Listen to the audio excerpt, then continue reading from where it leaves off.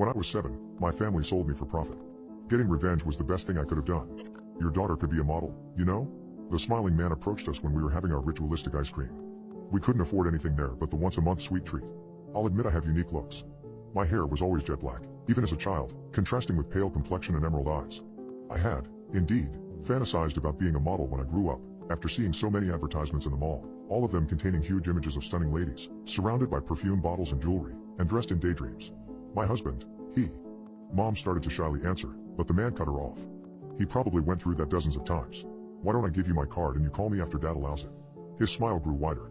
So wide you could see something underneath, but as a 7 years old, I couldn't pinpoint what. She agreed. That night, I pretended to sleep and overheard them. How much did he offer you, Janet? Dad asked, aggressively as usual. Nothing much really, she said in an unsure tone. He slammed his hands aggressively against the counter. You're lying. I know how these things work. I swear, Bradley. He just told me to call. So call him, damn it. Just like that? What do you want me to say? We can't afford it anymore. I'm not even sure the damn prick is mine, considering the amount of men that you've been with. I just had one other boyfriend before you, Brad, I swear. I could tell by the tone of her voice that she was hurt. It took me a few years to understand what he meant, the idiot. I looked exactly like him. They fell into an uncomfortable silence. Eventually Mom spoke up. So you want to give her away? Another slam. Don't be dumb. Who's talking about giving? We're selling it. My dad was slurring over his words. I could tell he was drunk. But you know they probably will. That's none of my damn business, Janet. He said furiously. The next morning, Mom asked me to wear my favorite dress and pack my best clothes. This was easy for me because I didn't really have many clothes that could be considered good. Where are we going, Mom? Modeling, she answered in a rushed tone, her smile faltering. We'll see that nice gentleman from yesterday. We took the bus because Dad didn't let her drive, and said she was too dumb for it. He, on the other hand, was always too wasted to control a wheel. Our decadent Chevrolet Vega sat in the garage collecting dust. Dad was there to make sure that Mom wasn't hiding any money from him. He didn't let her work, so he knew that if she handled the transaction alone, he would probably never see her again. Everything was quick. The gentleman was named Mr. Carson, and his slightly chubby hand gave my parents a firm handshake, then handed me a lollipop. He took a few pictures of me, said everything was good, and gave my parents the money. It seemed to be more than they expected. Damn, if that's the price we should make a new one, Dad exclaimed, his yellowed fangs opening up in a smile for the first time in years. Mom bit her lip and buried her face on her only coat, a beaten-up pinkish parka. She stroked my hair, tearing up silently, and we parted ways. Mr. Carson took me to his house.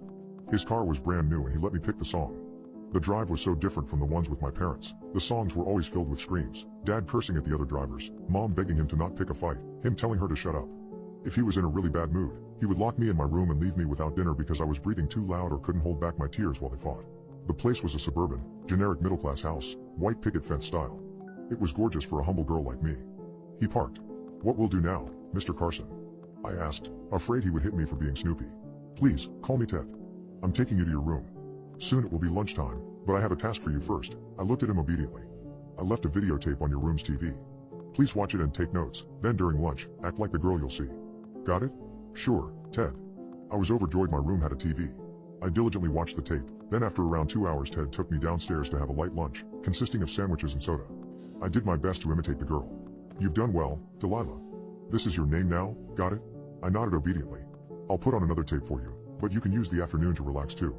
Take a nap if you want. You'll have a lot of tasks tonight, he said, taking me back upstairs. That night, while I prepared for dinner, I was confident in my skills. Ted left me a brand new change of clothes, and told me to dress up nicely. It was a special occasion. In the dining room, stood an older woman. She was beautiful, and looked remarkably like me. Her eyes sparked up when she saw me, wearing a pretty tutu dress. Delilah. She hugged me tightly then, still not letting go, stared at Ted. How did you do it? They're almost identical. I was lucky. Over dinner, they explained to me why I was there. Ted and Laura had a daughter named Delilah who died at 15. It was a painfully silly death. She insisted on going to a pool party and drowned. Most people around were drunk teenagers, too drunk to help. Their world was destroyed. They couldn't accept losing their only child, the light of their life. She was such a good girl, and now she was gone for such a stupid reason. So they decided to look for a new one, a girl that looked like the original Delilah and could mimic her demeanor perfectly. They were so good to me. Laura loved me to bits, and Ted spoiled me rotten. I was a true princess, living a make-believe life. I went to a great school, we had amazing family trips together, my toys and clothes were always the best, the trendiest, the coolest. It was easy to become their perfect daughter once I practiced a little. Delilah never had to beg for a cup of water or be trapped inside a dark closet because she was listening to the TV too loud. As long as I learned everything about the original Delilah and could act like I was her, the world was mine. Until I turned 12. Ted and Laura said they needed to talk with me.